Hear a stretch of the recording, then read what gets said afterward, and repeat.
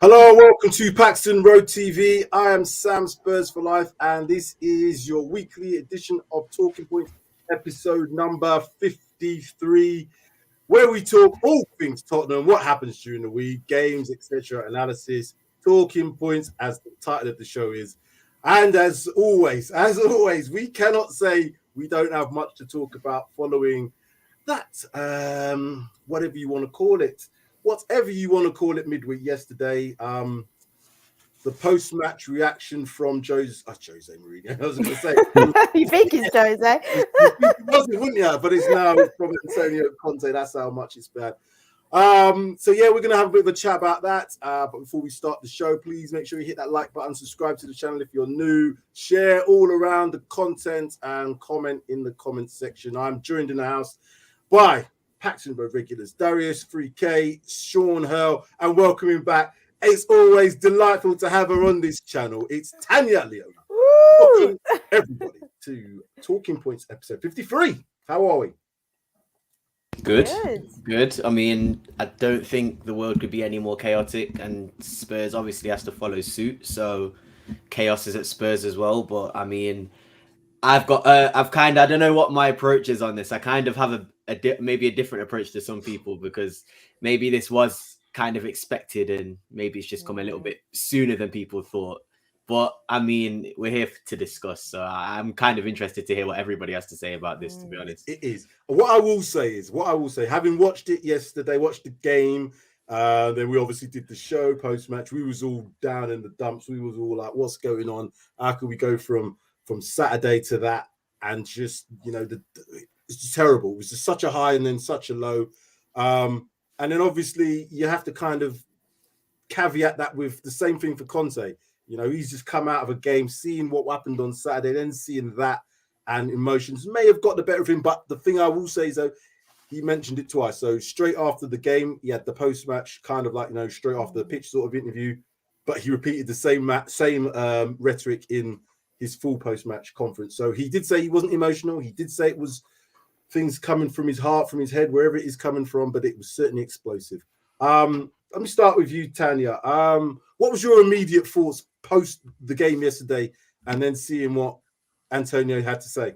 Oh, God. Well, first of all, thanks for having me back on. I've been missing for a while, so it's great to be back on the channel. I'm a massive fan of the channel. So, yeah, everyone subscribe, please. I mean, thoughts before the game, I wasn't confident. I'll be honest. I just thought that big win against City, the real test was how do we perform against the likes of Burnley? We always struggle with those sides that like to, make it difficult for us, park the bus. We always struggle to break those kinds of teams down. But it's so difficult because I'm kind of like conflicted with Conte's comments. I agree wholeheartedly with everything that he said. But at the same time, I'm annoyed because the comments he made after the Man City game, things like, oh, this is the best group of players that I've worked with or something like that. You kind of feel like you need to calm down a bit, mate. Like, I know we've lost 4 out of 5 games, but I just don't know if it's going to bode well with the players, because you know what they're like. They're going to start sulking. But to be honest, I don't think I blame him. And I think one of the quotes that stood out to me, which we'll get into, I'm sure, is when he said the same group of players. And, it's the exact same thing that Jose said. And you have to say he's just firing shots at the board. But he looked very pissed off. Like, his body language, I hadn't seen anything like it. It's quite awkward to watch, really. Yeah, it was. I think that's probably the word I would use. It was awkward. I'm all for honesty, but I think at certain times, particularly, and I'll explain the reasons why. Conte's brutally honest, and I think for some people it's very refreshing. For some people, it's maybe you should rein it in. I think because he's probably used this in the past, and it may have worked depending on where he's been.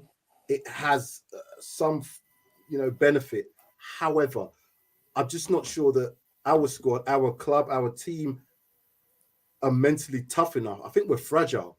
I think because of the way that we've been over the last few years, we're quite fragile. And it's like a person who's, he's got a bit of self-confidence issues about him. That's what Spurs are to me. And if somebody like that comes out and just literally hammers some people, if he was a Roy Keane-esque, I'll take that on the chin, bam, I'll take a smack. He can give you all a come on. but we're not like that. Do you know what I mean? We kind of take this, and then the players. I can't see any of those players. Maybe one or two that will react positively to this, unless Conte has gone behind closed doors and had individual words of these. If he's done what he's done and hasn't said anything, I have no idea what to expect. Sean, I'll come to you before I come to Darius. What was your impressions of last night's game and then the subsequent post-match interview? Playing the game back in my mind, because I don't have access to video, the performance wasn't dire. I mean, I don't think it was as bad as Southampton or Wolves, to be fair. It's just that we came in on such a high. You'd think that they would be bulletproof after beating Man City on their own backyard. But it just, the fluency wasn't gone, and it seemed that if Conte hasn't got, his wing backs, and he quite clearly hasn't got wing backs, his system doesn't work. I mean, it's why didn't he change things? But on retrospect, I'm now thinking, standing out in the freezing cold, incessant rain driving into your face, and then you're asked to make comments 5 minutes after a very disappointing night. I think sometimes maybe he was probably saying private things that he said them in public. Yeah. And I prefer my managers like Ferguson. He would say black is white, defending his own players. But you can bet your bottom dollar he would go in the dressing room and say, "Well, I've just covered for you, but you are a beep beep," a few strong Glaswegian terms would come out, and I would rather my manager did that. But I mean, Conte's a proud man. He wants to win. He's I think that's a lot of his problem. He's used to winning. He's not used to this. And I don't personally think, as you're right, Sean, I don't think it was per se the performance of the whole, the game itself in terms of the result. Because as I said yesterday, a result like that can happen. Manchester, is it Liverpool, Arsenal, been to there, have not taken points there. Do you know what I mean? So it's a difficult place. Oh, no, sorry. They may have got a draw there. No one's gone there and turned them over. We had chances. We didn't take chances. I think this is maybe a build-up on all the things that's happened previously, all the things he's maybe seen, and it's come out in this. But that's the emotion that we're going to get from Conte. I'm not sure we were expecting it, and I don't think we're probably used to it. Darius, I'll come to you next then. Give me your reaction before we look at some of the quotes. I think what everyone said, I agree with. And I just think it's a case of, like Tanya said, I think everybody agrees with what Conte's saying. I think the timing was awful. I don't blame him. Like Sean said, I think your instincts and him as a person, you're going to say what's on his mind. And I genuinely do believe that was what was on his mind. And like you said, if you stick him in front of a microphone 15 minutes after he's watched that performance and sort of been in that horrible weather, I'm pretty sure he will speak his mind. But the timing isn't great. I mean, like you said, Tanya, he mentioned how he loves these players and they're going to work hard for him and they're the greatest bunch of players he's seen and whatever. And then you go and say that, it just sounds a bit contradictory. And as much as I sort of will probably give Conte a lot more sort of credit in the bank than I've given any manager who's managed Spurs, there are times where you have to say that wasn't the right thing to do. Again, I don't disagree with what he said at all. I do think that these players have basically got a way of stealing a lot of managers' jobs from them because they don't want to perform. And it's annoying to see. But again, Conte is this manager who I sort of see as a person who could probably and has improved this squad and improved certain players who I never thought would be better than they are. So for him to sort of go on a 180 right now, I just think he might feel like this task is a bit too big for him. And without reassurances, it's either this is a direct threat to the board saying, I'm basically going to leave if you don't back me in the summer, or he genuinely is going to leave within the next month or so. I don't know what it is. Can I just... Oh, no, I just wanted to... Yeah, I know. There's so much to say, but I'm seeing a few people in the comments say things like, Conte doesn't have a plan B or he needs to change the tactics. And I can understand that to a certain extent, though, because what what is he supposed to do? Because if he was to change things up and go to a back four, I think we'd look a lot weaker than we are defensively. I think Emerson, right wing back or right back, he's not good enough.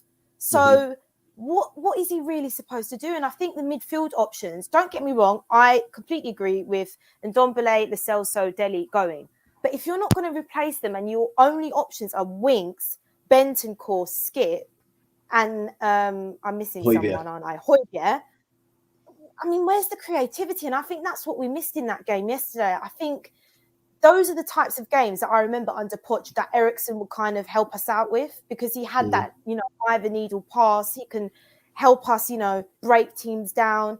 And that's where I kind of agree with Conte, where, he's talking about, players not being good enough. And he did say that he wasn't really happy with the transfer window. He said it's almost like unheard of to get rid of 4 players and then only bring 2 in. You're kind of weaker. Although we agree the players should have gone, I think the lack of options there, we can't say. Just one thing to add to that, Tanya. One thing to add to that. He did say, though, when he was asked a number of times since he's been here to have patience. He's told us as fans, be patient.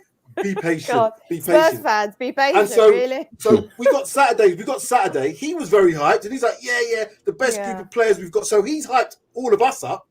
And then this happens last night, and it's like there's no patience. He's kind of almost lost patience. So again, all we're doing tonight for me is got to answer the questions, because somebody like Conte, who's very, very articulate, he doesn't just say these things on a whim. As I said, because he repeated it twice, it wasn't just emotions; it was a little bit calculated as well. So Sam, given that tonight we're going into quotes, I think we need to be careful. The quote that Conte said about the team was, "They're a good bunch of people." Yeah. He didn't say that they were. That's very true. Players. And that's a big difference as well. There is a difference. He was saying that these were people who are buying in. They're buying into his ideas, but it doesn't necessarily mean that they're good enough to do his ideas. And you could name the players who he's probably talking about as well. That's the thing. You don't put words into his mouth. Given that the subject matter tonight is what he said after that game last night. And we're going to also have to take some of the quotes in as sound bites as well, because they're probably taken, and there's obviously words behind some of these and in front of some of these quotes. But I've just tried to, where possible, look, not so much the inflammatory ones, but try to get meaning out of some of them, because some of the things is he was almost waffling and rambling, but I expect that to be the case after such a performance. Right then, let's look into this, and I'll ask Tanya. This is one of the first things that was said. I came in to try and improve the situation in Tottenham, but maybe in this moment, I don't know. I am not so good to improve the situation. What do you think he meant by that? Like I said, to me, I read that and it's looking like I can't do any more. What else can I do? What do you take from it? Yeah, I think there's a bit of that, but I don't know if he's almost trying to deflect the blame on himself. Because look, I agree with what Conte said, but I think he can look at himself also. I mean, as a manager, to lose 4 out of 5 games, it's not great. But you're right. I think he's just thinking, I can't do any more. And I don't think managers before me were able to do any more, because the same cycle just keeps happening and happening. And this is all new for him. Conte doesn't lose. He's a manager, he's a serial winning manager. He won the Serie A last season with Inter Milan. We're talking about top 4, but that's not even a target for him. Top 4, he's thinking, I want to aim higher than that. So I think he might be worried about the summer as well. He might be thinking that, am I actually going to get backed to improve this team? Because look at what's happened in January. And I think he's just having doubts because we're just not in good form at the moment. And I think he can't fully trust the players when they perform like they did against City and then they dish that up at Turf Moor. So, yeah, stressful. Sure. Do you think he's doubting his abilities when you read that? Like I said, I'm just going to make sure people who are just joining, we're taking bits of sound bites like them. There's going to be context to be put around all of what he said. But just so people are aware, because we get people losing their minds about certain things that get said, and it's true. We have the emotional connection as well to Spurs, but let's try and put some things into context. But sure, do you think he's that? Go on. If you take that on face value, he is kind of doubting himself. But I think I don't necessarily believe that he doesn't think that he can do a job. He can only do as good a job as the tools he's given. And I think I think what he's worried about is his reputation, perhaps a little bit there. Yeah. I'm I don't think he. If you were to ask him today, I'm sure he'd say, "Of course, I'm good enough to win things. Of course, I'm a good enough coach. Look at my recent record. So I just think he was, he was just completely utterly hacked off. We were saying earlier that standing in the rain, wondering how his hair's going to look come full time. It was a grim night, but the game was settled by one set piece. It's it's not like we were given a doing. Some of the things that you were saying was about the situation. Now, I'll ask the question. It's an open question, but Darius, you can probably start us off. Do you think the situation, whatever that situation might be, I'm assuming it's a situation of where we are as a club, and I'm assuming where we are positionally, what we can achieve. Do you think we're any worse off now than we are, let's say, at the end of the Poch era? I'm not saying that we're at the end of the Conte era now, but let's say and compare the end of that Poch era, the end of that Jose period that we had, and then obviously the end of the Nuno period. Are we in a worse situation than any of those? And if so, what's your thoughts on that?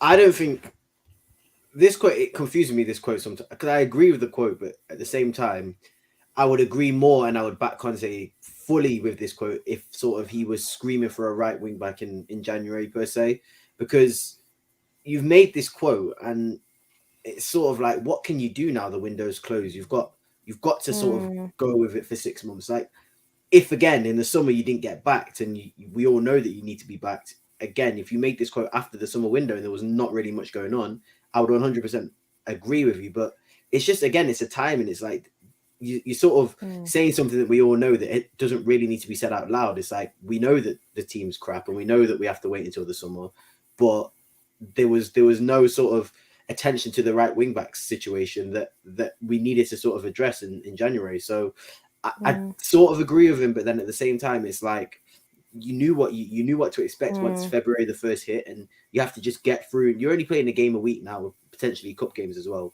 You just have to get through it, and hopefully in the summer, then your wishes are answered. But I don't think we're necessarily I think we're in a much better off situation. I mean, like Tanya said, as much as we maybe shouldn't have sold three players or 4 players in the January to get 2 in, we got rid of a lot of players who I think we all wanted to go. And again, if they all go for their options to buy and they're all gone by the summer, it saves a lot of sort of time and effort needed to shift them out in the summer to then sort of speed up the process of bringing in players. So I think our actual team is better off. I think Romero is a defender and Dyer is a defender. I actually do think Dyer is a good defender and has had a very good season, and Romero is a fantastic defender. I think Lloris, again, while he's made mistakes in the past couple of weeks, he's also made a few important saves in those games. I actually think the majority of the squad, Kane's playing the best visibility, Son's playing still great. Kulusevski looks like he's a really good sign, and so does Bentancur. I think the squad is getting there. I just think he needs another window and maybe window and a half. And I just don't know if Conte personally, as him, like as a man, has that patience for it. I think, like we all said, he's not used to losing. He's not used to this sort of hardship to get to the sort of finish line. And as much as we don't want to sort of admit and accept this, I think if a big club came from a PSG, a Real Madrid, any of these sort of clubs, even if Allegri didn't work out with Juve, if Juve sort of went back to Conte and said, we want you to come back, I think he'd sort of go there in a heartbeat, knowing that there's going to be maybe a lot more infrastructure and money to play with and sort of expectation to win from the players. I just think that he sort of feels like he's doing us a favor. And at the end of the day, I do feel like he is, because he didn't really need to take this job. So I'm very conflicted at the moment. I don't actually know. I don't want to disagree with Conte because I feel like he's the best we're going to get in a long time. But at the same time, he can't do what he's doing for the rest of the season, because it is just going to turn out exactly like it turned out with Mourinho. But sorry. No, just lastly on that quote, I almost feel like he's suggesting that he's not the right manager for Spurs. because he is a serial winner, as I've said already. And I think Conte likes ready-made players. And when you look at the players that we've signed, the likes of Brian Hill, and we've got that Sarr, he's out on loan still, isn't he? And Romero, he is still a young defender. I think Romero's top quality, but he's still a young player. I think this was a little bit of my concern as well. You know, that do we actually go together, Conte and Spurs? You know, Spurs, let's be honest, history tells us we don't back managers, we don't win. And Conte isn't that guy. And I think maybe that's why he's saying, I'm not so good to improve the situation, because for the type of club that we are and our philosophy, maybe we're not, you know, matching up. So two things on that then for me. One, if he took the job partway through, because he said he doesn't usually take jobs partway through a season. He took the job in October. He either thought about it, know what he was going to get into, or somebody higher up has told him we're going to do X, Y, and Z. Then we've got into January, and again, he's come out with some conflicting things to say. I'm not happy. Be patient. We're not ready. It's worse than I thought. I've made my assessment. I've given the board. I've told them this. We've come January. I've got 2 players in. I think you're going to improve us. Possibly weakened on paper, but I'm not saying we're weaker. So there's a lot of conflicting stuff he's saying. But after all of that, though, we've got into a situation where we're still only 7 points off 4th place with 2 games in hand to Manchester City. Manchester United. Oh, Man City. We're not there yet. Arsenal are currently playing now. Potentially, I think they're losing. They are, but potentially, you know, with between Wolves and them, they're not going to be that far apart. So again, I'll ask you the question to you, Sean, and if you want to answer as well, Tanya, is the situation, and which situation was worse, the end of the pot, end of Jose, or end of Nuno, compared to where we are right now? Well, look, to be honest, the Malays had set in our club at the end of the Poch era. If you remember that period where we didn't win away from home for nearly a year. So it's not it's been a steady decline.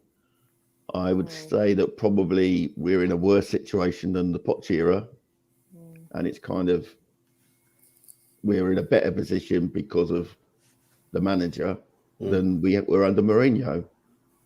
I kind of discount Nuno because that was just a panic appointment.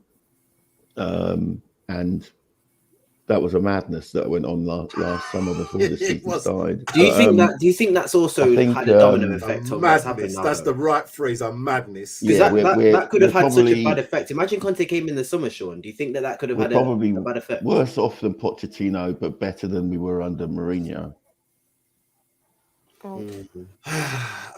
Right. I honestly think sorry, Sam, but I think that Nuno thing, I think what Sean just said there, I think that Nuno thing could be. Imagine it, because we were linked with him in the summer. I mean, it wasn't like we weren't linked with him in the summer. Imagine we did just sort of bite the bullet and say, look, we want you to come in. And he had that season or that summer to sort of maybe start bringing in a few players. It might have made a difference, but well, I think the recruitment would have been different. I mean, Tanya's right. Conte always has a net. Oh, Sean, you still there? Is he there? He's gone off. He's just waiting. He's just waiting. I don't know what he's waiting for. Are you back with us, Sean? If not, I'll carry on. Okay, right. Let's whilst he's catching up. Let's get on to the next quote anyway that he did. There's a number of them. I'm too honest to close my eyes and say, okay, on Saturday we're going to play another game. It's right at the moment to see, well, what is the situation? Well, and to make an assessment. I thought, and this is going back to the point about I thought Conte had made his assessment about the players. I think he obviously knows. I couldn't hear you there. Sorry, you broke up on me, Darius. But...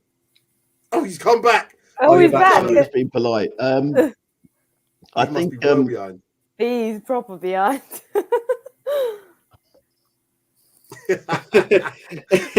You're a bit behind, so you'll probably hear this in about 5 minutes' time.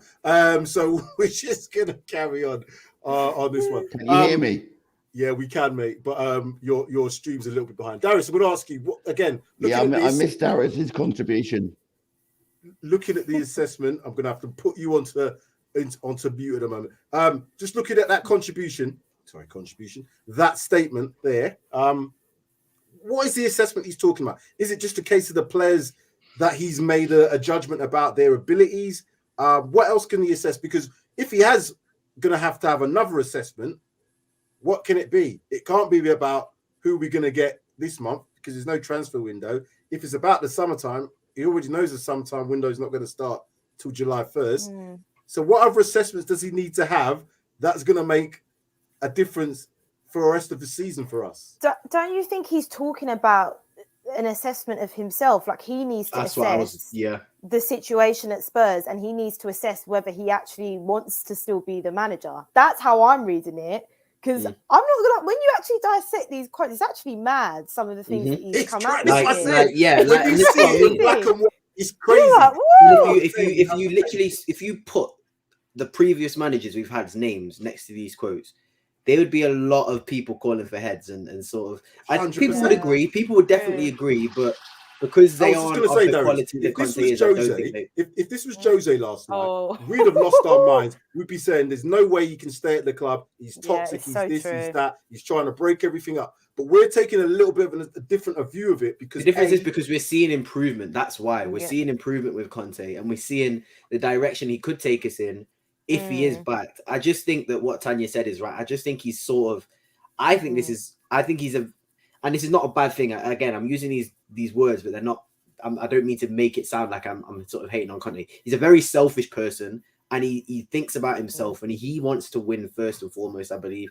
I understand he probably does want to put the club in a better situation, but first and foremost, he would rather leave a club in sort of halfway through his sort of rebuild if he knows that they aren't going to win anything, because he knows that that's not going to look good for him. His whole thing is winning, basically. So I just think that he's going to basically take the next month or two to basically think, even if I get back this summer, can I even win anything with this club? Because what's the point? Like if he doesn't think he can win, maybe let's say we get into the Europa League, let's say we get maybe a few players in. If he thinks we can't win a Europa League or an FA Cup or the Premier League, he would just think to himself, why am I here? And that's maybe, like Tanya said, why he's sort of assessing his situation, and that's maybe where the quote is saying, because it can't be transferred. It can't be transferred. No. Let me ask a quick question, then, Tanya, and then Sean, welcome back. If the case is that he doesn't necessarily think he can quite do the job, he's taken the job, but has he done enough in terms of his performance? And what I say about that, again, I'm only playing devil's advocate because people get on your case about, oh, you want Conte out. No, I don't want Conte out. The last thing I want is Conte to leave this club. Way. It'll be turmoil. But he's the manager, and I still have to ask questions of him, just like we ask questions of the players, just like we ask questions of the board. I have to ask questions of the manager. He's not infallible. Has he done enough in terms of, because he's talked about, I've worked 20 hours a day, only get 4 hours sleep. Has he done enough with the formation? Is he playing to all the players' strengths? Can he do more? No, I think you are allowed to criticise Conte, and I've noticed that as well with this fan base. I think the minute you criticise Conte, you want him out, and I think people think you're not allowed to criticise because he is this top-class manager. I think any manager can have their faults and make mistakes. I think at times, I think maybe he could have changed the formation. Like when we was getting overrun in midfield, I was getting very frustrated with that. I was thinking, please just play 3 in midfield. Like that Southampton game, it was crying out for another midfielder in there because we were getting massively overrun. So I think in those kind of situations, he could have changed things. But I'm just more about, look at what he's got to work with. I've never seen, and I think it was, I was tuning into Tapping Toes' stream last night, and he made such a good point. He was saying, have you ever seen a manager make so many substitutions for wing backs or fullbacks? Like you look at Tuchel, he doesn't take off Chilwell, or you look at other teams in the league. Like it's crazy that, a system that relies so heavily on wing backs, we're having to bring on Doherty for Emerson. Like that's where I'm like, well, his hands are kind of tied in a sense. So as much as I do think there's little tweaks he could make, I think they're marginal tweaks. But should he then stick to his principles? Because this is another question that gets thrown out. Should he continue to stick to his principles like Bielsa is doing at Leeds, and doesn't matter what's happening, and keep on doing what he's doing? Exactly. But this is the example that we could look at, because Bielsa's not going to change his way of playing. I'm trying to say to myself, if Conte is this real elite manager, he should have more than one way of playing. He should also recognize that the players that are playing in the system currently in terms of the wing backs, can't do the wing back role that he wants. So their strengths are not to get down the wing and cross it. Maybe it's more defensive. So can we not play a system that allows for a bit more defensive solidity with those players and have the wingers to these are the questions I want to know, because if he's just saying, well, no, I'm sticking to my 3-4-3, and he comes out and says that and he gives me the reason, because if I don't stick to it, then we can't have any principles and I can't build, I can understand. But at the moment, I'm seeing him start with this, and I'm thinking, like you were saying, wings in that midfield, that ain't going to work. It's never going to work. And I can see that. Sean, do you think, and I've just asked the question Tanya earlier, do you think that Conte has to do a little bit more, given the situation now, going forward in terms of his formation and choices of personnel? He's got to, as you say, use the players in the right way. And whether that means 4-5-1 or, putting Kulu behind Kane and Son up front, he needs to change it, because it's not suiting us, particularly for games like last night where Burnley just set up 2 blocks of 4, and we're more than happy to let us have the ball, and let us ping it in the middle, which played into the strengths of me and Tarkowski. So I think no, he has got to do more. He's got to do more, and he's got to think about other formations, because we're gonna come up against a lot of clubs who are going to play. We got teams right down the bottom: Norwich, Newcastle. They're all going to be defending in depth. Yeah. But I do agree with Sam. If we don't do that, I do agree with Sam we're going to come unstuck. Yeah. I do agree with Sam though, to a certain extent. I do think Conte's quite stubborn and set in his ways. Like, I'm pretty sure his formations are 3-4-3 or 3-5-2 typically. Like, he doesn't really change it, and I think it's a big ask for him to change it, really. But who knows? Maybe a back four, maybe trying like a 4-3-3 again. I don't know. Maybe he does need to just, take a leap of faith and try something different. But he doesn't want to lose football matches. I can see every single match he loses, it's a problem. But when he loses at the top level, if you're managing Chelsea when they've got all the Abramovich money, or you're managing Inter Milan when they're, got the players that they got in and they're challenged for leagues, it is hard to lose football matches, but you don't lose many of them because you're obviously going for the... Yeah. We are going to lose more football matches this season. That's without a doubt. Before the end of the season, we are going to lose quite a few football games. So if every time we lose a match, he's going to have a similar type of outburst, I don't know what it's going to do for the players. I don't know what it's going to do for us as fans, because all this, I like all the honesty. I love honesty. But there are some times when you're at work, you can't always say what you feel. You know what I mean? So him saying all he feels now, he has to go in and sit down and have breakfast with some of these players. He also has to go down and sit down around a table with PRTv and Daniel Levy. And he's almost saying to PRTv, well, you got me 2 players, but they haven't done much, and I ain't changed the situation. All these relationships are going to be damaged by things that he's emotionally kind of just outburst and said. It just, I don't know. I'm just concerned that it does need to, they all either need to all sit down around a table and say, hands on hearts, this is what I mean and this is what I feel, and they have it all out. If it doesn't, I see some issues here potentially. I can't see that conversation going well though, so no, I definitely can't. I don't know. Let's have a look at the next quote. Start with you, Sean. But the problem, I repeat, I'm trying to do everything to change the situation, but the situation is not changing. Someone has to speak about the race for 4th place.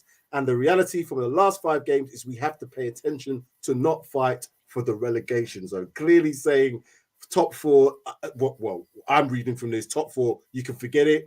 The way we're playing is we're playing like a team in the relegation zone. I don't think he's saying we're a relegation zone team, but we're playing 4 games lost out of 5.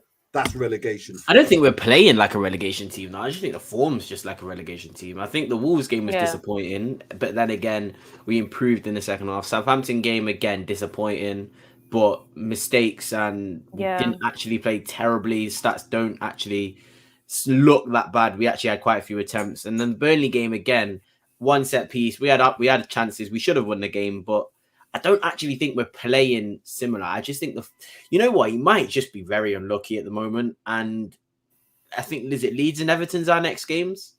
Yeah, Leeds, Middlesbrough, then Everton. Middlesbrough in the cup. I don't think you can get two teams more sort of in favour of turning your form around than Leeds and Everton at the moment. And that's what I mean. It could either, and this is the thing, it could either get much, much worse, or you win two games, you get through to the next round of the FA Cup, and people sort of maybe not even realise that this happened a couple of weeks ago. So I do think things seem like they're just turning on a dime all the time at Tottenham. It just seems like at one point we're all happy, at one point we're not. I honestly think, again, I said this in January, we've got to wait until February, got to wait until the end of the window. I honestly think this summer is the biggest summer of modern history. It's going to be massive, to be honest with you. So, again, we might have to wait until the summer to see if he actually is back to it. If we get there. Let me ask Sean, then I'll come back to you, Tanya. Sean, do you believe that this could just be an overreaction? And if it is, if you don't believe it's an overreaction, why don't you think it's an overreaction? But if it is an overreaction, is this going to have a positive effect on the players? What's your thoughts?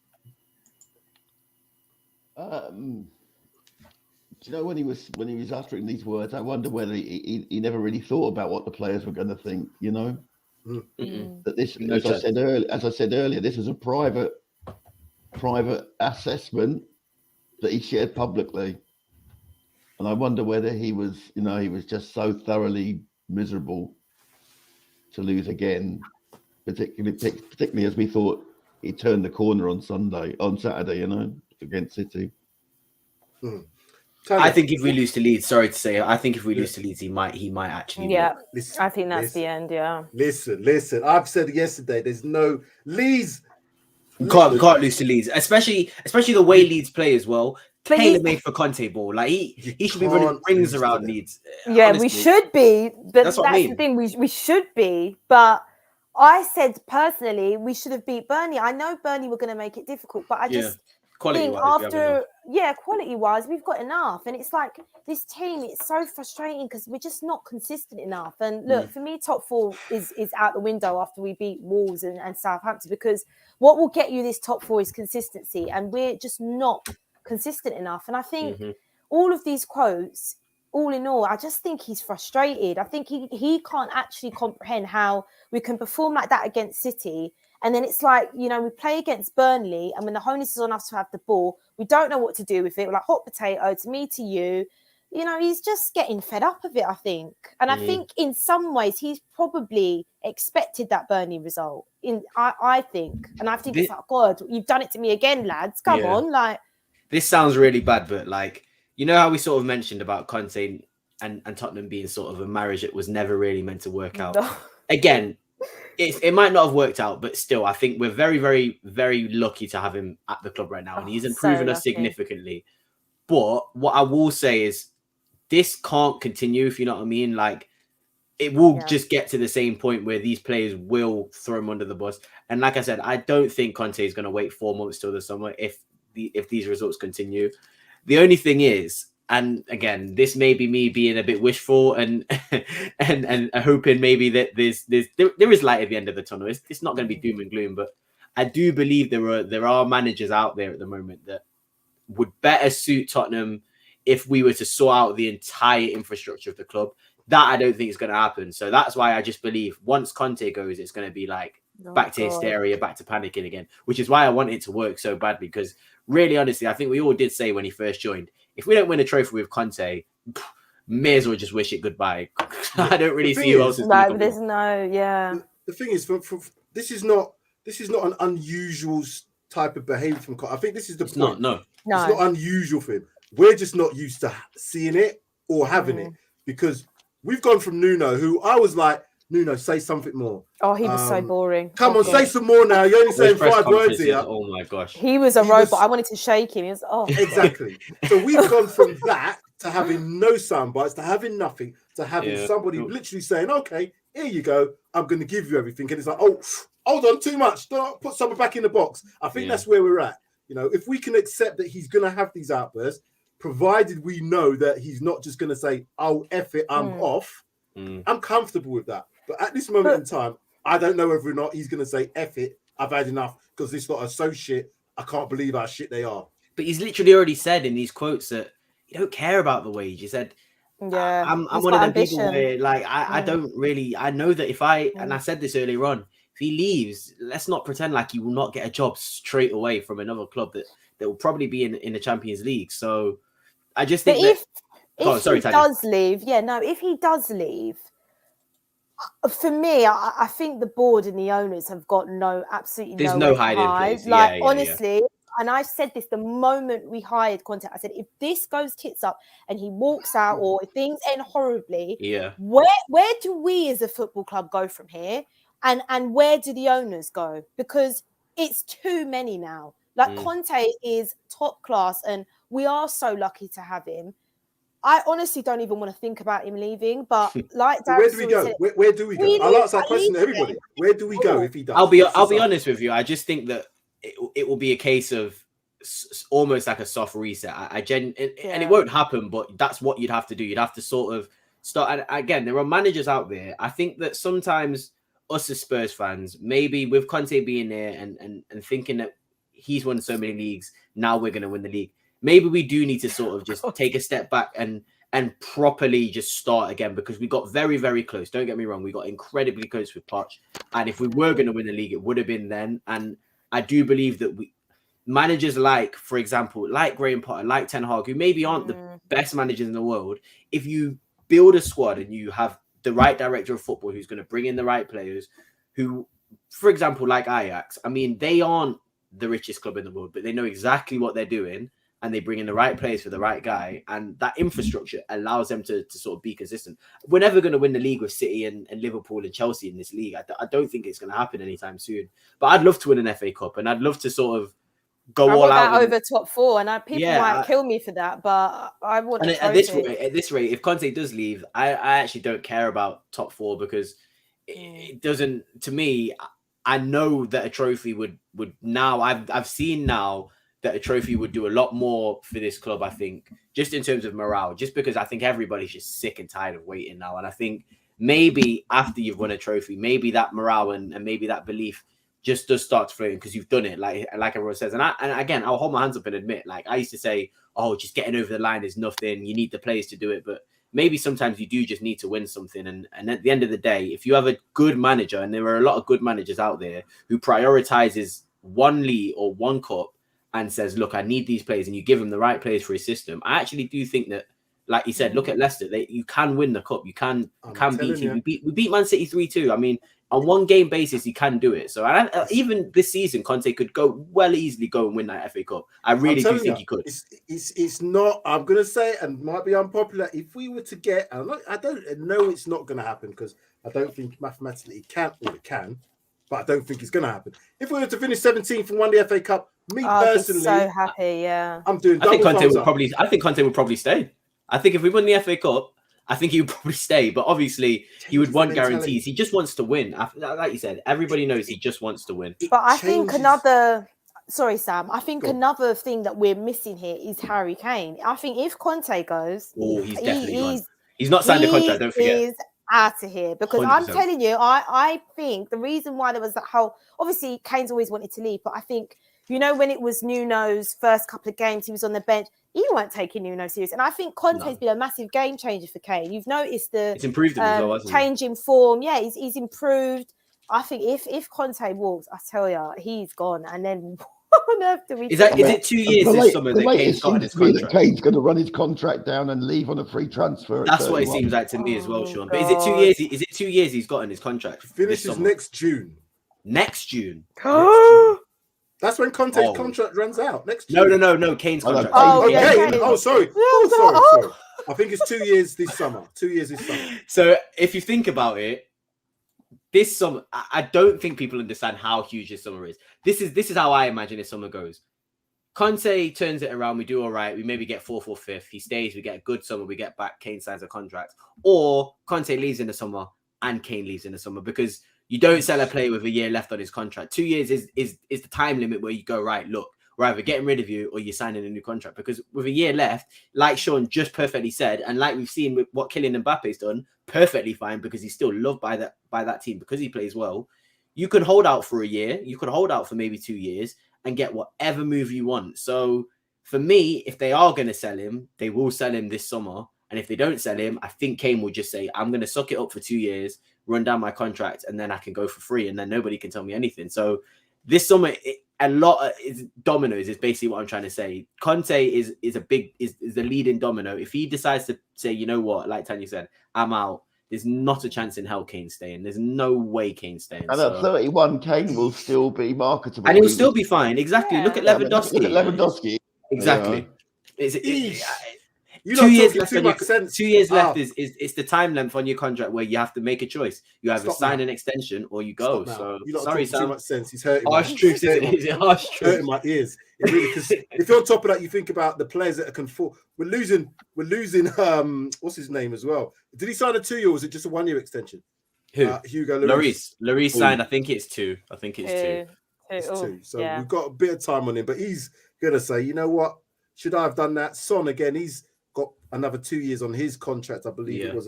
Son's another one because I think he needed convincing to sign that extension. There is such a domino effect, as you said. It's a big domino effect, and that's why I'm not sure. You don't think needed convincing? I think he thought he was going to be the top dog. Yeah, and Kane was going to go. Going to go. Yeah, and I think that affected him or has affected him. This good season. Point. But they certainly on Saturday they appeared back in the groove, you know. But you know what? Sorry. I was going to say sorry to be negative, but just to actually add a little bit of a positive twist. Wait, as bad as it does, and it could get bad. Don't get me wrong, it could get bad.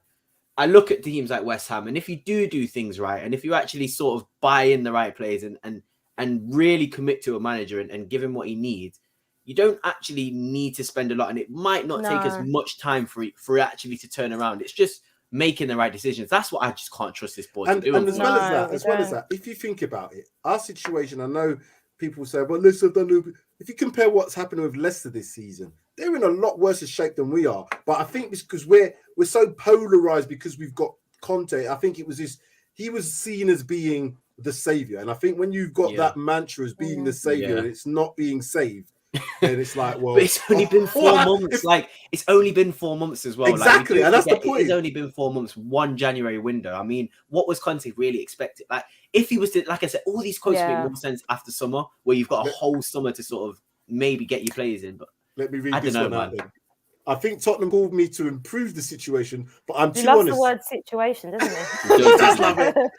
I'm too honest to close my eyes, you understand, and to continue to say, okay, I want to finish the season in this way, and okay, my salary is good, but I'm not this type of person. I have ambition. I'm a person who has ambition. I hate to lose, and we lost. I repeat, 4 games in the last 5 games, and for me, I repeat, this is unacceptable. His standards are so high.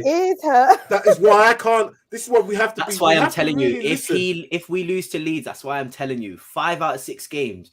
I think he will just say, I don't care about the money. This is what I'm trying. I think. But I almost feel like he's saying there that Spurs are the problem, not me. Which I don't quite necessarily agree with, because I do think he has to take some responsibility. He is the manager after all. Because I don't want to switch up my energy here, because if this was a Jose, I'd be saying, well, you're just deflecting again. You're not putting any responsibility on yourself. So I kind of need to keep the same energy with that. But I think the fact that he said ambition twice there, again, it's like going back to what I said before. Were Spurs and Conte actually a marriage made in heaven? Because he's a serial winner. He wants to win, and we're not winning. So it just doesn't. Situation because he couldn't say shit show. Yeah, exactly. Pretty much. I asked this question, and I'm not asking this question to trigger people or say that, oh, this could have worked out better. But do you think if Graham Potter was in charge of Spurs, he would be able to, because Conte's a tactician, don't get me wrong, but Graham Potter reminds me of Tuchel in the sense that he likes to sort of go game by game and will change things mid-game. And do you think that he would be able to deal with these shit players better, if you know what I mean? Do you think he would be able to find a system that would Can I answer any this? manager, any manager? I'm just any manager. Do you think any manager would be able to make better of this situation? Can I answer first? I think we need to go back to the start of when Poch came to Spurs.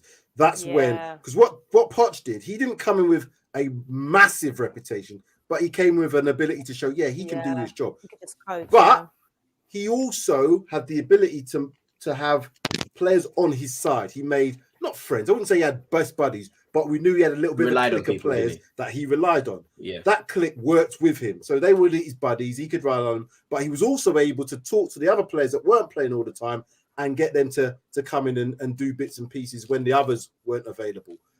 Since Poch, we've had abrasive managers. Jose Mourinho is abrasive. If it doesn't go his way, he will burn everything down, as we've seen. Conte, and Nuno, to be fair, Nuno as well. I mean, look at Emerson. He couldn't even communicate with a guy who spoke Portuguese. That was terrible. That's crazy. To me, that epitomized everything about Nuno. That did do it. Sorry, Sam, carry on. The man management for these brittle players who are very much fragile. I keep using the word, they are fragile. You need a different way of managing these players, and you wouldn't need to manage a Roy Keane. If there was 5 or 6 Roy Keanes in our squad, this would be brilliant. Conte could say all this because they'd be like, 100%. This is what this man just said about me. I'm not having this bollocks. I'll show you. Go out on the pitch. These players, they'll see this. You're watching Sky Sports tomorrow or this morning at breakfast thinking, is he talking about me here? Oh, I don't know if I... Do you know what I'm saying? That's the difference. I kind of don't want you at the Should we exactly, Tanya? That's just what I was going to say. Because I'm sorry, some of these players, when they constantly make errors and, you know, the manager comes out and says things like this, they shouldn't be surprised. Like, if you're going to get upset about that, then you need to move on. I'm sorry. I just think that, for me, annoys me. I don't want fragile players, Sam. I want players that want to win, that are on Conte's wavelength. I think we said that in the review last night, though, didn't we? We said games like Burnley, you need mentality more than talent. Yeah. That's why Højbjerg. That's why I wasn't against Højbjerg, and that's why I'm not against Højbjerg being in that squad, because Højbjerg brings that. Romero brings that. The thing is, like we said, it all comes down to real scouting of players, and not just saying, look, he's really good with the ball at his feet. He can do a few step overs. He could put a ball in the top corner. He could take a set piece. You got to look at the mentality of these players, and if they are willing to, you know, fit in with because I do believe the Premier League and the competition and the intensity does require a different level of player. For example, I'm not saying Lukaku is a bad player, but I just don't think Lukaku suits the Premier League. I think he wants to dominate players. He wants to dominate play. He wants it to be slow. That's why he looks so good in Serie A. Nothing wrong with that. It's just Chelsea might have just maybe assumed that they would have got something that they wouldn't have. I think you just have to make sure that the scouting is so correct. Like, for example, I imagine any Leeds player, if Leeds were to get relegated, would be fine in the Premier League because they are all very, very hard working and would really, really want to play for that whatever team they play for. And it's proven under Marcelo Bielsa. So I just think, above all, when you are looking for these players, like we said, with this mentality, you have to just be a little bit more precise with your scouting. I think Romero is a perfect example. He was a young, dominant centre-back who really, really wanted to take control of a line. And there's been rumours and articles saying that he's a very, very influential figure in the dressing room. So it can be done. You just have to find the right players. I just don't, are the scouting system good enough to do that? I don't know. But I just think as well, like, there is an element of Spurs fans needing to be patient. And I think we as a club and the board and the owners, they just need to stick with the manager now and just do what they want, because that's where we're going wrong. Because we're constantly, like, if you actually look at the team, there are some players that was, I don't know, there under Jose, there under Poch, there under Nuno. Like, no manager actually has their own set of players. So until the board actually bring a manager in and say, we are with you 100%. If you want to get rid of this player, we'll get rid of that player. If you want to bring in this player, we'll bring in this player. And then if you do that, you won't be surprised that you actually build a team and build a winning team and build a team that's actually playing as a team and is all together. But I just still feel like we're very disjointed. Anyway, sorry. Unfortunately, I'm a little bit scared that our noisy neighbours are doing that. I mean, it's a good point, but Conte's contract is not long enough to I know. No. That's the thing. He's not gonna wait around. I know. It's all right if you've got Poch on a 5-year contract, or you've got, a 3-year contract. You've got a few windows. You've only got technically what I will say, 2 windows. What I will say, and I think I'm hoping, because of the fact that this is not the first rodeo of Enid with changing of managers, that they have something in their heads as to a direction that they might want to go. The reason I say that is because we've got almost like a bit of a direction of players in terms of player transfer. We've seen certain players go out, and we've seen the type of player come in, this young potential player. Now, whether or not why bring in Conte then? So this is my point, Darius. Why has this match been made? Because if this is not Conte's blueprint, it's not his blueprint. He's not a developer. He's never really been a developer. He doesn't necessarily have to go out and spend hundreds of millions, but he's not a developer. He's not taking a 17, 18-year-old and polishing them up. Ready-made. Far more damaging was the quote he had, not last night, but a few days ago, where he said, I now know what the philosophy of this club is. Yeah. It's to buy young players and develop He knew it. Absolutely. And he didn't say that he was against that, but he didn't say he was for it either. You know what I mean? So do you want to know what makes me so angry as well about that, Sean? There's actually it's not a bad thing to be like that. There's so many examples of clubs, Dortmund, Southampton, Ajax. Southampton's not a great example, but you can make money. You can sell your big players if you have a system and a structure that actually allows that to happen. There's nothing wrong with wanting to develop young players and trying to find the next Ronaldo and the next Messi and the next whatever. But at the same time, that model is sort of the mentality of you're going to have to sell to the bigger clubs. If you want to go for and fight for titles, and you have to be vigilant and say, we're going to hold on to these players. I just think that it's a bit of I think, like you said, Sean, I don't know if Daniel Levy knows what he wants. I think he wants to be a big club with a big stadium and a nice, massive stadium and be known as the top 6 club. But then at the same time, he doesn't want to spend that like that. Exactly. So he also hasn't set up the club in a sense that the academy's academy's got players coming through to the first team, etc., etc. There's no plan. The key thing for me is that Ajax have an academy, and they've had that academy going back to the 70s. And they develop well-rounded human beings who can also play football. And we don't do that. I mean, look at the carnage that's going on in our academy. Players leaving because they don't see a route to the first team. Yeah, Makinde, look at what happened to him. I think that's a player that we've definitely going to regret. There's a few players that we're going to regret that we've done that. Well, the guy at PSV. Oh yeah, what's his name? Oh my God. Yeah. Madueke. Madueke, that's it. Oh. Of course, forgot about it. So that's the thing. Like Markande as well, another great example. If we were to have a manager who really promoted youth and brought these players through, again, we might not be challenging for the title, but I definitely agree that even if it didn't work out, if you had players like Madueke, like Markande playing regular football, probably sell them for a good price as young English players to, like, for example, these German clubs who want to buy them. So it's just difficult. I just think that, like I said, I think there's a bit of an identity crisis at Tottenham, and there's a big reset needed to happen. Whether we as fans are patient enough to wait another 5 years for that, I don't think we are, which then makes me think, what is he going to do next? Because if he does go and get a manager who's all for building young players and developing them, nobody's going to be happy with that. No one's going to want that. And it just felt like this Conte appointment was the final straw. I genuinely don't know what happens afterwards. That's what makes me even more scared. I want this Conte to work out, because I don't know what's going to happen afterwards. You know what? I think we made and this is what I'm saying. It's confusing about our step change. I know we were challenging for top 4. I know we made Champions League final. I know we were in title races up to Poch 2019. Great. But we were starting to make a bit of a slide then.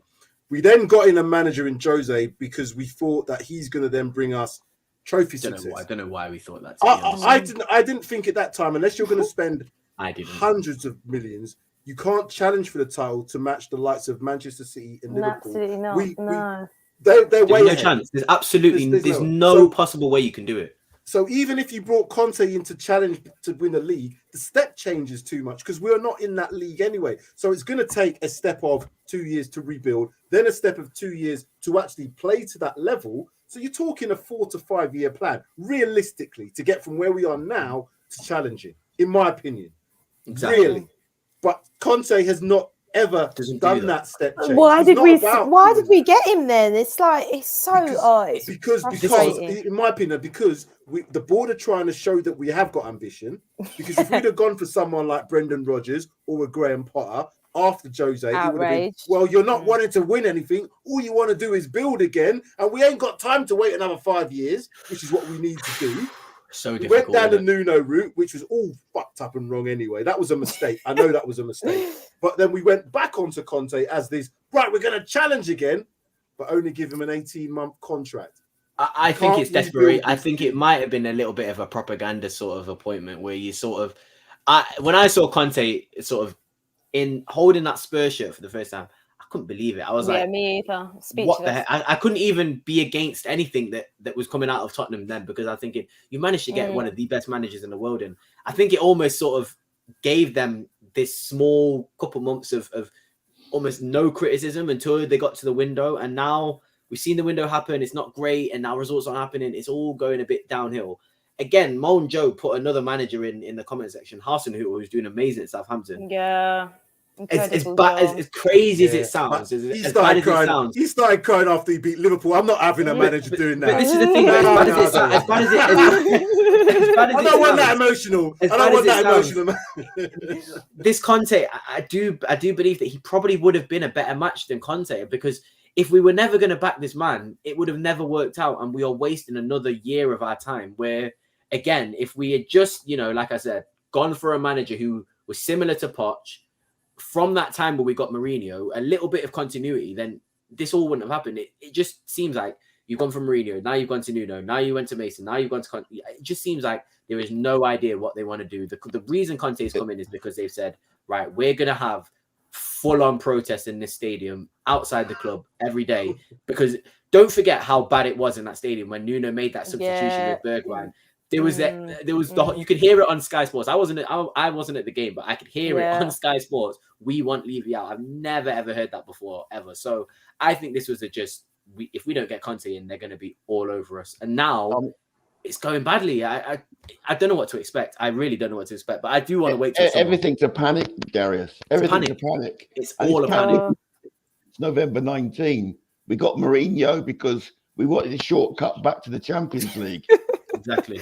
We got Nuno because no one else was available. Exactly.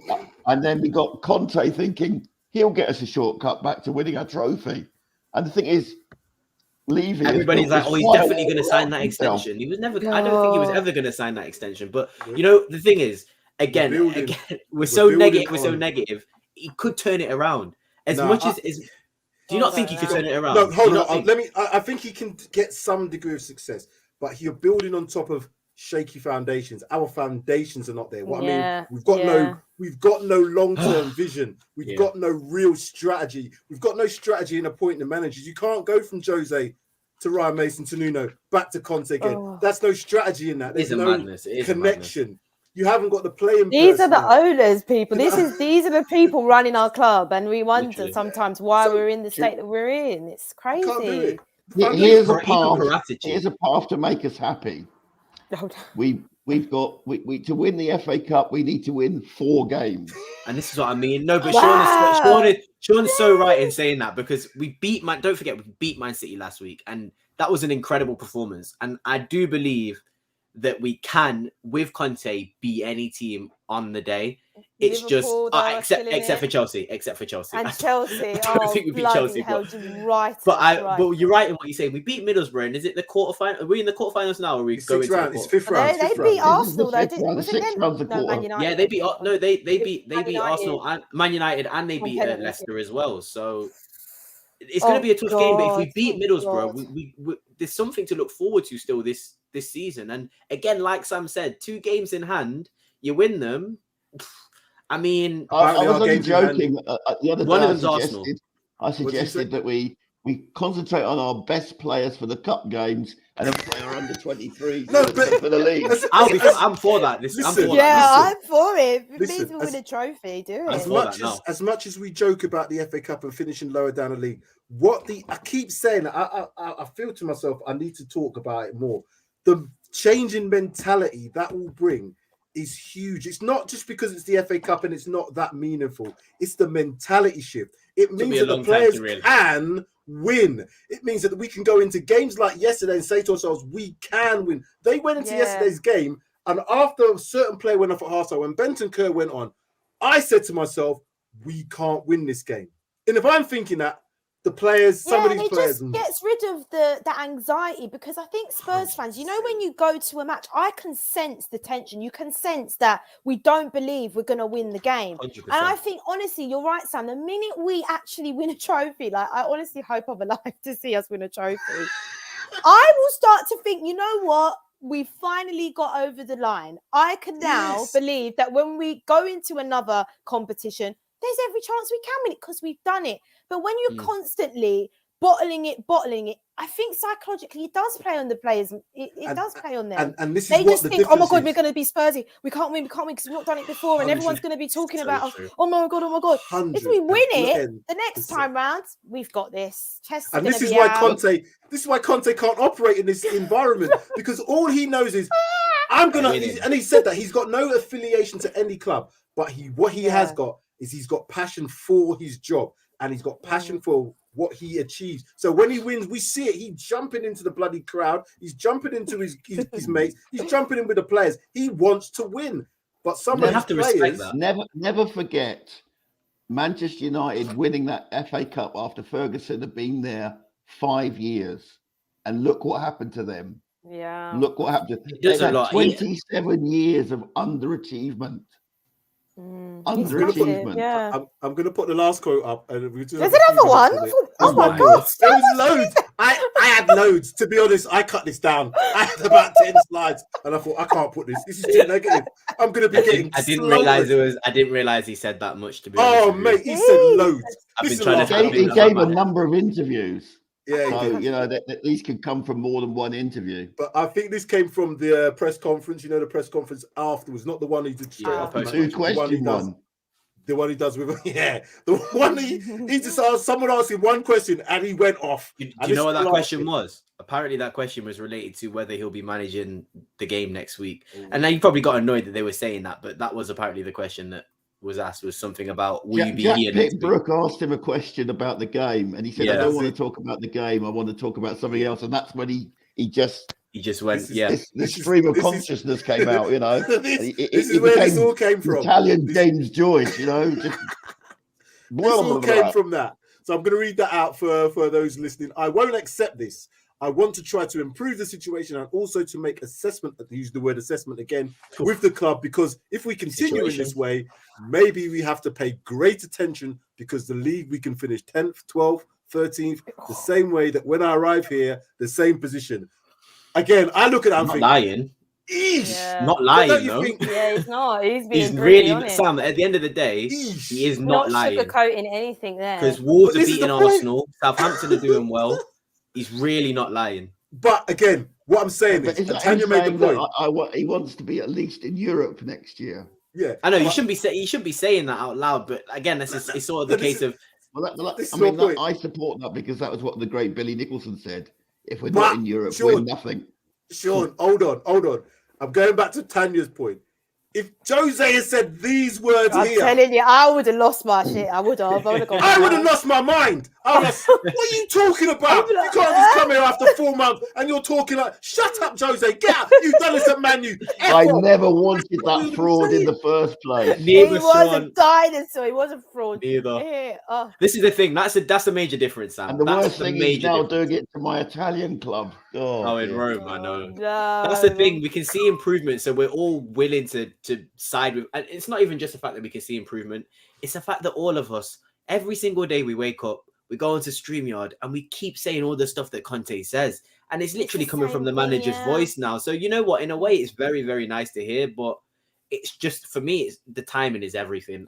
It's so important. But then would you have wanted him to go on, Sam? Sorry. When you see this there and you read, like I said, we've read about 6 different bloody PowerPoints here. But when you actually read this, what's your gut feel about this whole thing come the end of the season when you read these quotes? I mean, there's been a lot of them, and you have to be honest and say it's not good, is it? I mean, he's almost given up in a way.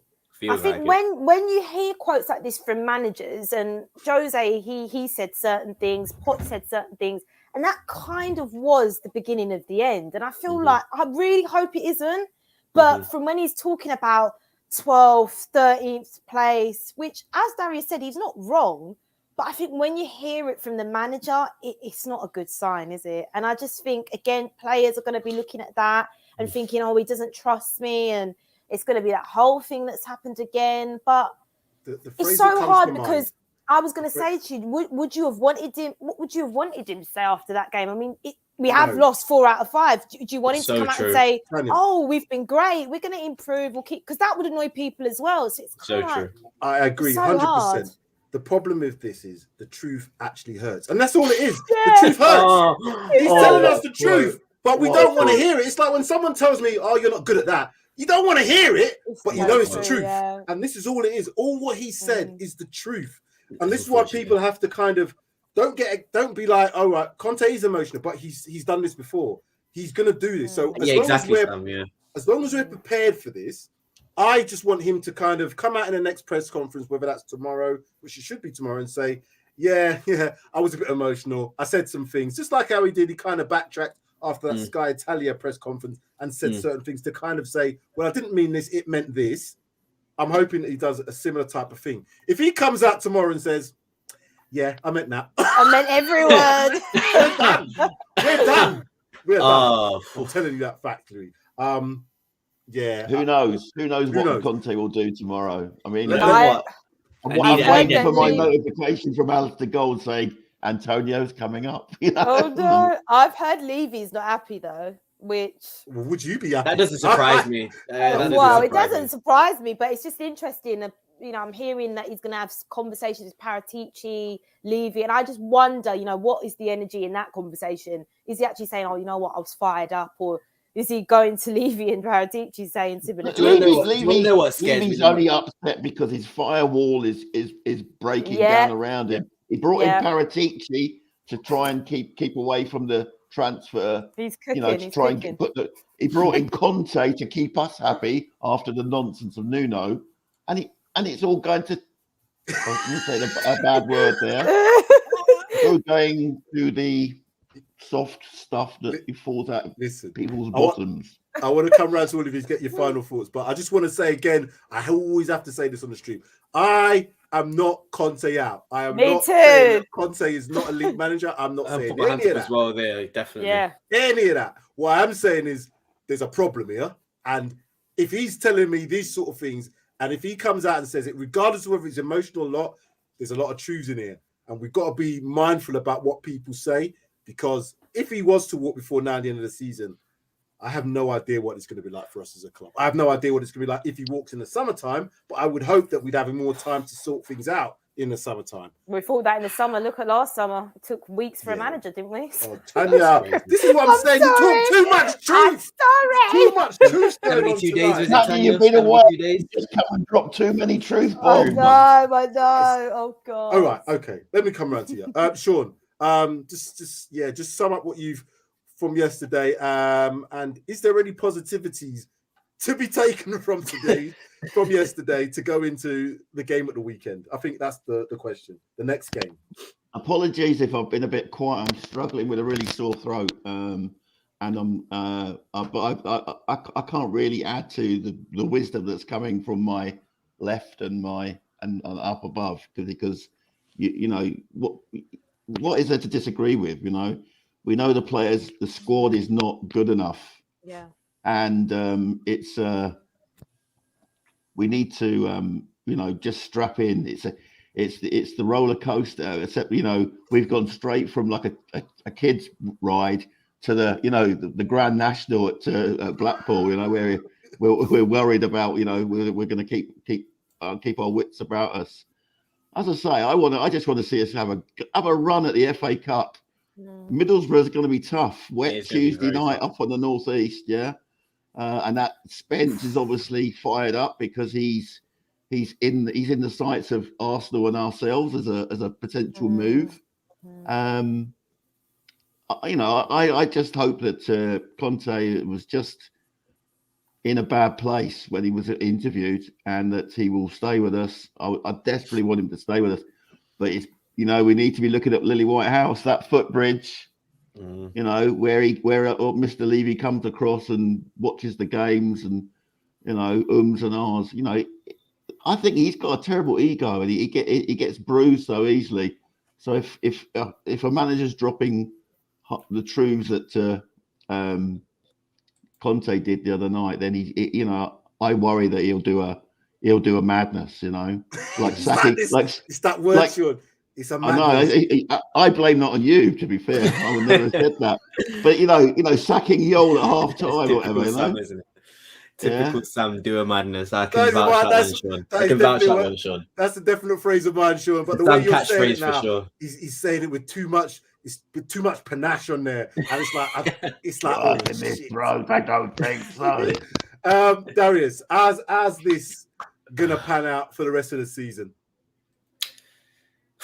I think it's definitely a sort of how do I explain it? A Marmite situation. I think I can. Is that how I can say it? It's either going to be extremely fine, I think, or it's going to go really badly. I think it will either get turned around. I think we could potentially go quite far in the FA Cup. I think we could potentially still get top 4. I mean, the rate it's going with Arsenal and Wolves. Wolves are going to go 4 points ahead of us. People sleeping on Wolves way too much at the moment, but there's still opportunity for top 4. As much as we don't want to believe it, as much as Conte doesn't want to believe it, there still is statistically and mathematically opportunity. I just do think it is really just if he leaves, it's going to go really badly. But I do think if he stays, I do think he will turn it around. And I think that the players, we're missing Skip, and I think that's a very big thing. And I don't want to put that much. A 21-year-old. I was going to say that I can't put that much pressure on a 20-year-old. It's wrong of me to do that, but it's the truth again. Skip is so important to that team, and with Bentancur and Højbjerg sort of being there and not always being injured, I think that when Skip is fit, we'll have more options to make a difference in the team. But apart from that, I just don't know what Conte was expecting, which is why these quotes sort of, when I look at them and I read them, it's like, what did you expect after February? If you knew you weren't going to get these players in, this is what it was going to be like for until the summer. So I have faith he'll turn it around, but at the same time, I don't think he believes he can now. Good point. Yeah. Started in October. It's only February. That's my point. Yeah, he started in October. But this is the thing. Already. But this is the thing. I don't agree. I don't agree with that, Sam, because at the same time, like, we all know he needs to be backed, and he's only been given a January. Like, wait till he told me be patient. He told me last week, patient. He told me. I think he got. He looked in my face and said, "Sam, be patient." And now I think he got 2 players that he wanted. He got 2 players that he wanted in January, and I think they will contribute to the squad going further. I think he got rid of players that he didn't want as well. I just think that maybe that should have been done in the summer, given that Skip got injured and Dyer got injured and etc. But I do believe that if he's backed in the summer and we are given, and don't forget, free transfers can happen. A lot of free transfers can happen in the summer, so we don't actually need to spend too much money. If the right transfers are made and he gets his players in, it could turn around quite quickly, because we just need to get rid of these. We have got rid of Ali, Ndombele, Lascelles, so we're on the road, I think, to getting rid of sort of the Dorothys and other players that need to go. I don't think Winks will survive past the summer. I think we are on the way to finally do this. How dare you? Sorry, Sean. I think we are on the way to finally doing this painful rebuild. It's just, is Conte going to be the manager when it actually gets to next season? Because I think we will, regardless if he stays or goes, I think we will get rid of quite a few players in the summer. But we need to know very early on in that summer what manager we're going to be buying players for. So this decision needs to be made early in the summer, and hopefully it is, because if he leaves halfway through the summer and he's already signed players and stuff, that could get even worse. So he's got us in a headlock by the nuts. Chokehold. Truly. Tanya, how does this pan out for the game? Obviously for the game coming up at the weekend, but for the rest of the season. I think I agree with Sean. I just think we need to go as far into that FA Cup competition as possible. In fact, just win it. I think even if we finish 10th, 12th, wherever Conte thinks we'll finish, to get that FA Cup would just be massive for the club. I do think us losing the games that we're losing can't continue. I think when you look at the games that we've lost, Southampton, Wolves, it ain't good enough. Like, we need to start picking up points, and we need to just get some consistency. Like, it's so hard to be positive as a Tottenham fan, because especially when Sean's just told us that Arsenal have scored. Oh God, you beat Man City, and then you can't even be happy about it because you go and lose to Burnley. So It's so difficult. You're not but a Spurs fan if you don't expect that, though, are you? No, you're not. And I do want Conte to stay. I think I'd be gutted if he walked now. I think at least just stay till the summer. Let's see what happens. I mean, I'm not that hopeful. I'm not going to lie because of what history tells us. But I think summer, like Darius said, there's lots of players on free transfers and it isn't going to happen overnight. The state of our squad, I think it is going to take a bit of time. Like one transfer window in January, as much as I don't think he was fully back, it still wasn't going to be the window where there was going to be miracles and the team would completely transform. We'd get about 7 players in. It just doesn't work like that. And we need to actually offload a lot still and then actually try and, spend a bit more money in the summer. So, look, I just want us to try and pick up some points if we can. We're not completely out of it. We're not completely out of it yet. It's still a way to go in this season. And I just hope that, Conte can just pull his socks up again. And only Spurs can go from Saturday night when we was on the stream saying, that top 4 now, we might be favourites for this, the way we're playing here. To then lose, and then it's like, oh God, we might be in a relegation battle. It's just mad. It's madness. That word is madness comes to mind. It's a circus at Spurs at the moment. We need to get out of this circus lot that we're doing. We need more. I think we just need more info. Conte's giving us his truths, but I think we need to have alternative truths, maybe from PRTv, possibly even the board. I'm not sure we're going to get that, but we can only hope. So. Just a few comments here. Toxic headshot. If Conte leaves, Poch I agree with that as well. I agree with that. Reluctantly Honestly, do agree with that. That would be so typical us doing that. Typical. I can see it. So typical. What Pochettino coming back? Yeah. No, it won't happen. You don't think? I think it will. I think that ship has sailed. Hopefully. I think he was very close to Mitchell and Hitchin, and they're not there anymore. And John McDermott's not there anymore. Money, man. Money. If they pay him enough money, he'll come back. He might not really want to. He'll want some changes, but I think if they paid him enough, he'd come back. But I don't know what it means for some of the players. I don't know what it means for us. Is it a step back? You know what I mean? I just don't know. I just don't know. I don't want that situation. Yeah, and I don't want that situation to occur because that means that Conte would have said, "Yeah, I've had enough and I'm off." Because I personally believe if he don't work out PSG for Poch, he's going to go Man United. That's where I think his next destination would be, unless we have some marriage counselling that he thinks, yeah, I'll come back to Spurs, and I'm not quite sure it's going to work out personally. Toxic headshot. Come on, Conte. Let's turn this around. Show balls. One time. As long as these Poch era back and midfield is there, the season will. Poch era midfield. The season will be a gamble. Yeah, we do need to rely on certain players. Sod the rot up the Spurs. We just got to play it, people. We've got to stay positive, guys. We've got to stay positive. Tanya, where can the viewers find you? Talk to us and tell them where they can find you, lovely. Yeah, just on Twitter, my handle's there at Tanya_Leona. And hope to be on more streams. So thanks for having me, Sam. It's always a pleasure. Everyone subscribe to the channel. Thank you very much. Thank you very much. We appreciate you being on here. We just wish circumstances could be more like last week, Saturday. I know. Such a shame, isn't it? A shame. I look back at that stream. I was doing all kinds of madness on that stream. I was doing gun fingers. I was doing everything. And then all of a sudden, I counted to yesterday, and it's like, they took the soul out of me. The soul out of me. So I can't be doing this. I'm just going to try and remain here. But anyway, make sure you hit that like button and subscribe to us if you're new to the channel. Comments. Thank you for all your comments, everybody. Leaving your comments. You can leave comments after the live stream in the comment section below. Make sure you keep on staying with us and stay with the team. Come on, Spurs. Keep the faith. We've got to try, haven't we? We've got to try. But I think we're going to probably. I'm saying this now. I think we're going to probably beat Leeds quite convincingly, and then it's going to be number 5 or 6 of the roller coaster ride that we're going to be on for the rest of this season. That's what we're going to do. Buckle up, folks. You're in for a real ride this season. That's all I can say. Thank you, Darius. Thank you, Tanya. Thank you, Sean. It's been a pleasure. Take care.